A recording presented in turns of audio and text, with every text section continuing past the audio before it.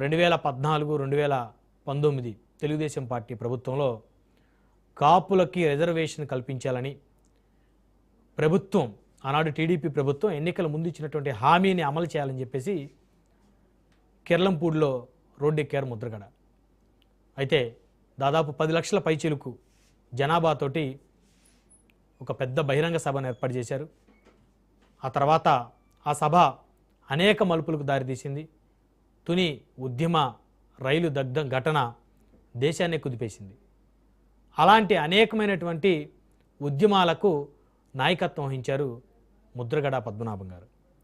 అయితే 2024 ఎన్నికలకు ముందు అనూహ్యమైనటువంటి రీతిలో ఆయన జనసేన పార్టీలో చేరతారు అనేటువంటి చర్చ దగ్గర నుంచి ఆయన వైఎస్ఆర్ కాంగ్రెస్ పార్టీ తీర్థం పుచ్చుకున్నారు.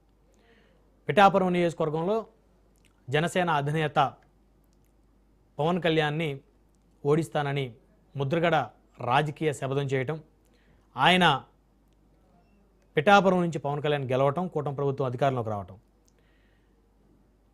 ఓడించకపోతే తన పేరు ముద్రగడ పద్మనాభరెడ్డిగా మార్చుకుంటానని చెప్పేసి ఆయన చేసినటువంటి ఒక శపథం 2024 ఎన్నికల ఫలితాల తర్వాత ఆయన ఏదైతే శపథం చేశారో ఆ శపథాన్ని, ఇచ్చిన మాటని నిలబెట్టుకునేందుకు ముద్రగడ పద్మనాభరెడ్డిగా పేరు మార్చుకొని మరొక సంచలనానికి తెరతీశారు. ఆయన రాజకీయ జీవితంలో అత్యంత నీతిగా, అత్యంత నిజాయితీగా బతికినటువంటి నాయకుడు ముద్రగడ పద్మనాభం.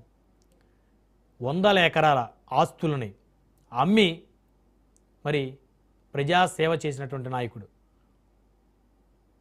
ఒక్క మచ్చ కూడా రాజకీయ జీవితంలో లేనటువంటి వ్యక్తి ముద్రగడ పద్మనాభం. ఎలాంటి అవినీతి ఆరోపణలు ఆయన దరిచేరలేదు.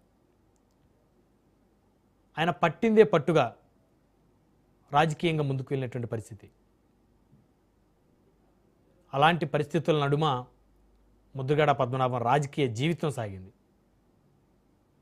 కొన్నాళ్ళు కాంగ్రెస్లో, అంతకుముందు ఎన్టీఆర్ మంత్రివర్గంలో మంత్రిగా, ఆ తర్వాత చంద్రబాబు నాయుడు ప్రభుత్వంలో కీలకంగా ఆయన ఉండటం, 2004 ఎన్నికలు చివరిసారిగా ఆయన గెలిచిన ఎన్నికలని చెప్పాలి. 2009 ఎన్నికలు చివరిసారిగా ఆయన పోటీ చేసిన ఎన్నికలని చెప్పాలి.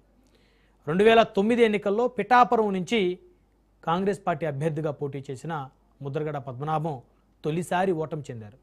అక్కడి నుంచి ఇక ఆయన రాజకీయ జీవితానికి బ్రేక్ పడింది. ఆ తర్వాత ముద్రగడ పద్మనాభం రాజకీయంగా పోటీకి విరమించుకున్న పరిస్థితి, కాపు ఉద్యమాన్ని తీవ్ర స్థాయిలో తీసుకెళ్లినటువంటి పరిస్థితి.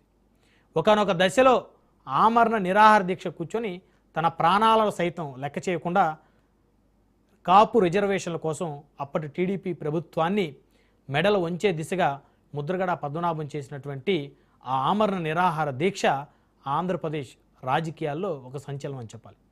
అలాంటి ముద్రగడ పద్మనాభం మరి 2024 ఎన్నికల తర్వాత ఆయన తీసుకున్నటువంటి కొన్ని నిర్ణయాలు ఆయన్ని రాజకీయంగా, వ్యక్తిగతంగా, మానసికంగా కాస్త ఇబ్బంది పెట్టాయనే చెప్పాలి.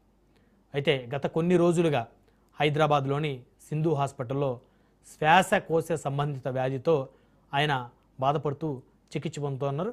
అయితే ఇదే క్రమంలో మరి ఆయనకు ఆరోగ్యం పూర్తిగా విషమించి ముద్రగడ కన్నుమూశారు. ముద్రగడ పద్మనాభం ఆంధ్రప్రదేశ్ రాజకీయాల్లో ఆయన చెరగని ముద్ర వేశారని చెప్పొచ్చు. ఆయన మరణానికి మరి ప్రగాఢ సానుభూతి తెలియజేస్తూ, సంతాపాన్ని తెలియజేస్తూ వారి కుటుంబ సభ్యులకి మరి రాజ్ న్యూస్ తరపు నుంచి ప్రగాఢమైనటువంటి సానుభూతిని తెలియజేస్తున్నాం.